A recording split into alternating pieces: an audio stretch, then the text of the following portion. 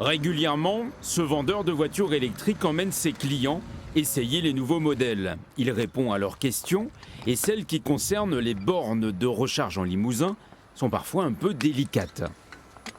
On manque de bornes aujourd'hui ou pas? Oui.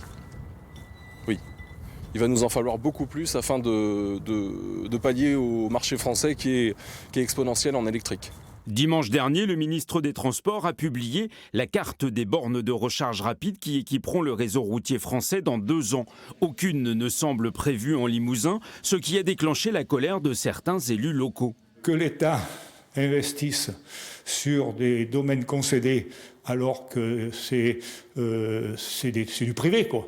Ça me gêne un peu et qu'ils ne viennent pas à nous aider pour déposer les bornes dans nos territoires un peu isolés. En Corrèze, la Fédération d'électrification et d'énergie a d'ores et déjà installé une quinzaine de bornes beaucoup moins puissantes que celles proposées par le ministre sur les autoroutes privées. Une borne de recharge rapide coûte plusieurs milliers d'euros et n'est pas rentable là où le trafic est peu important.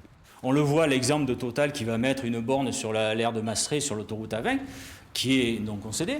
Donc là, parce qu'il y a du public, il y a des privés qui vont arriver, il y a du passage, il y a beaucoup de passages. Dans une station-service Total qui sera dans une commune comme Tulle ou autre chose, ils ne vont pas mettre la borne de recharge parce qu'il y aura moins de personnes qui vont se charger là.